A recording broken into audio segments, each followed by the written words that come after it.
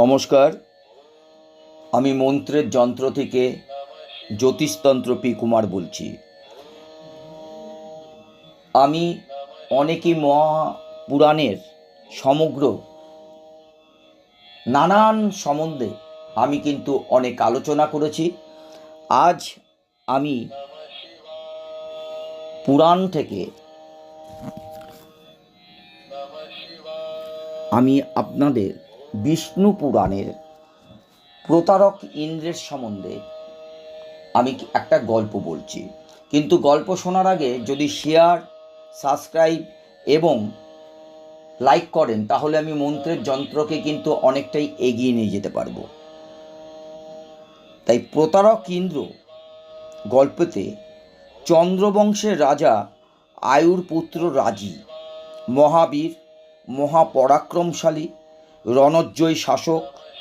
সে সময় দেবতা এবং অসুরদের মধ্যে প্রায় যুদ্ধ লেগে থাকত। বহুদিন ধরে চলছে এক বিশাল যুদ্ধ, লড়াই, কোনো মতেই শেষ হচ্ছে না। জয় কিংবা পরাজয় যে কোনো একটা হলেই কিন্তু শান্তি হয়ে যায়, কিন্তু সব সময় যুদ্ধ লেগে থাকলে কখনই শান্তি ফিরে আসে না। এই নিয়ে উভয় পক্ষই কিন্তু খুব চিন্তিত। একটা কিছু উপায় যুদ্ধ শেষ করতেই হবে। উভয় পক্ষই চলল পিতামহ ব্রহ্মার কাছে। অদিতির পুত্র দেবতা, আদিতির পুত্রেরা দানব, সকলেই কিন্তু প্রজাপতি কাশ্যপের পুত্র, অর্থাৎ তারা বৈমাত্রেয় ভাই। তবুও সকল সময় দ্বন্দ্ব উপস্থিত, যুদ্ধ লেগেই আছে। একটা মীমাংসা দরকার।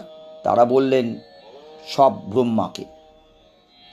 ব্রহ্মা বললেন এ যুদ্ধ নিষ্পত্তি করতে পারে একমাত্র রাজা রোজি। যার দল হয়ে সে লড়বে তারাই জয় হবে। কাজেই তোমরা তার কাছে গিয়ে যুদ্ধের যোগ দেবার জন্য বলো। ব্রহ্মার কথা শুনে দানবেরা ছুটল সবার আগে, গিয়ে সব কথা বলল। রাজি বলল, ঠিক আছে, আমি তোমাদের দল হয়ে যোগ দেব, কিন্তু তোমরা জয়লাভ করলে আমার লাভ কি? জয়ী হয়ে কি দেবে তোমরা আমাকে?